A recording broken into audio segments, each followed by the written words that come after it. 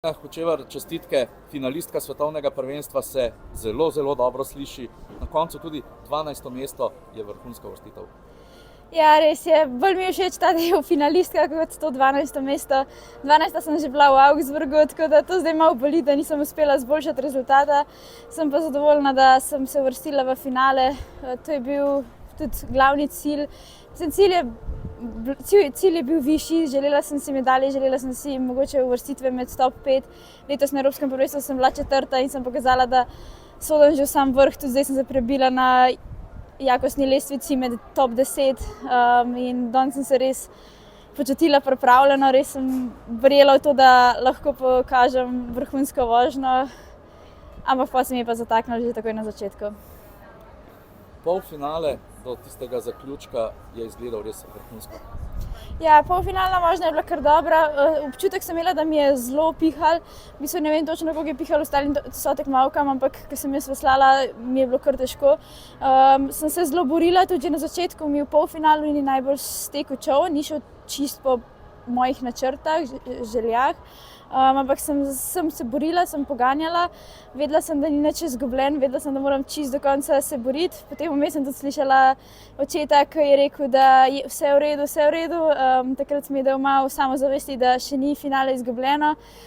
Potem pa na koncu sem hotela v bistvu v zadnji kombinaciji iti na bolj sigurno varianto, ki se je pol na koncu izkazala za malo slabšo, tako da potem v finalu sem se odločila za drug način, ki je bil potem odličen in ja, v bistvu ta finalni zaključek bi bila boljša rešitev že v polfinalu.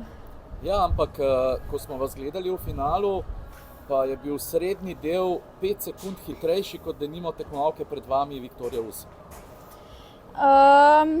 Od prvega vmesnega časa do drugega ste naredili 5 sekund razlike proti Ukrajinki. Ja, tisti del je bil res dober. Tako kot sem rekla, sem zelo slabo štartala. Udarila sem že druga vratca, ne da sem samo jih udarila. Predtem sem tudi malo ostala v roli, mi rečemo. Voda me je zadržala in tam sem sigurno veliko izgubila. Pol sem si takrat rekla v tisti napaki, da se moram pobrati, da zdaj mora pač showtime, da zdaj moram pokazati, kar znam vse.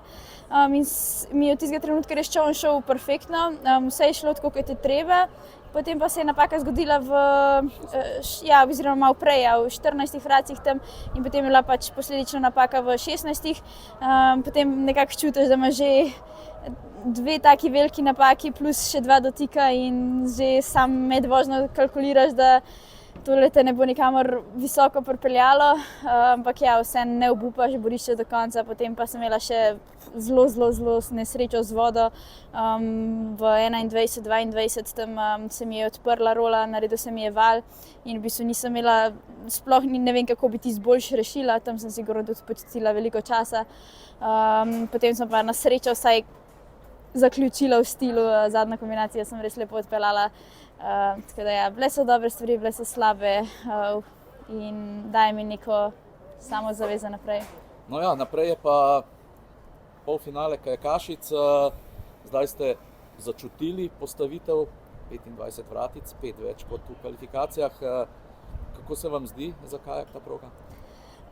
Dobra, veliko boljša kot kvalifikacijska. Se mi zdi, da za polfinale in finale je bila potrebna težja postavitev in to, da so dali maksimalno število vrat, je bila zelo dobra odločitev. Všeč mi je, da je taka zakomplicirana, da moraš biti res cel čas osredotočen. Zelo težko je ohranjati koncentracijo do cilja. V bistvu res taka zahtevna naloga in ja, kdor bo jutri v teh vremenskih razmerah uspel obdržati glavo, fokus, se mi zdi, da bo svetovni prvak.